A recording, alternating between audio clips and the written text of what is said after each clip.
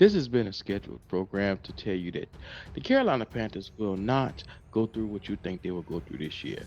So let's get to it as we do. Yeah, you come on in here. Come on in here. Make sure y'all subscribe on the way in. Offensively, the question is, will the Carolina Panthers struggle this year? Now, let me make this crystal clear when I say this. The Carolina Panthers are coming up to week one, season one, after three preseason games where we haven't shown much offensively. And I still stand here very confidently and saying I'm not afraid of going to Atlanta and showcasing with Bryce Young what we expect to put out there 100-fold. Now, the optimist in me says that it's going down week one, and I'm going to tell you how. This run game is going to be very strong with Miles Sanders behind this offensive line. The one that didn't pass block too well last week. Yes, I know you thinking that as you watch this video. But run blocking is off the charts with this team. Um, Hopefully, like I said, week one, 𝐥𝐤𝐤𝐞 can get out of his own way and get to it as he do, because when he is motivated, he is a monster.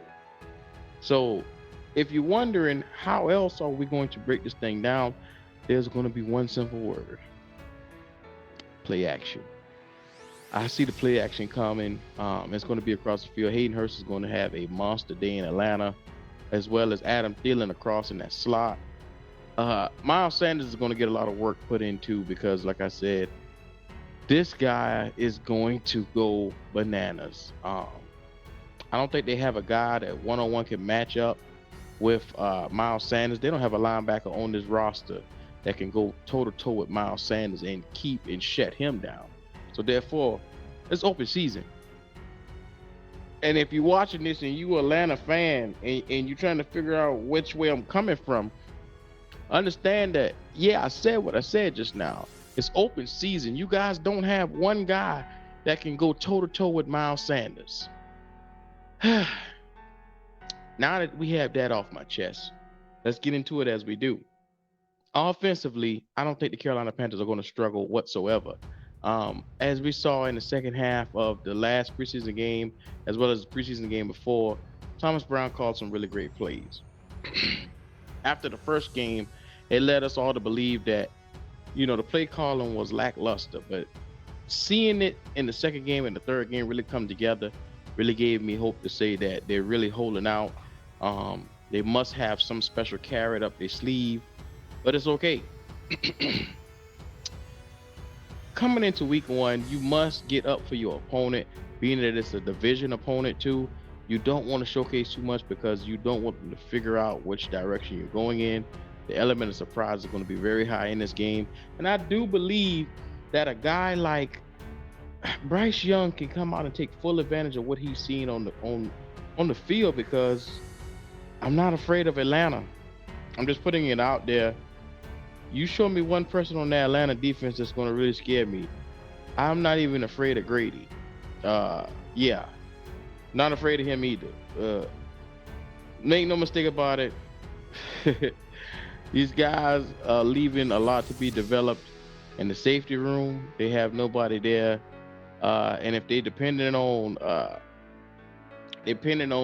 J, I'm sorry, what's his name again? Because I called him a nobody earlier. 𝐥𝐤𝐤𝐞. If they're depending on him to be special, keep waiting. I might be graying the beard by the time he decides to have an all-pro year. Yeah, I said it. It's okay though. But understand me when I say this. It comes down to defensively on this line for them. How well will that one guy, because 𝐜𝐨𝐴𝐵 is 37 years old, strong as an ox at 37, but 37 is 37. No matter what way it looks in the mirror, it aches and breaks the same damn way getting out the bed. It hurts. So I have no faith in 𝐜𝐨𝐴𝐵 coming and being in a major factor. Maybe if this was 5 years ago, I would have said, okay, yeah, he got a strong back, he'll be out there. But right now, at 37 years old, yeah, not happening.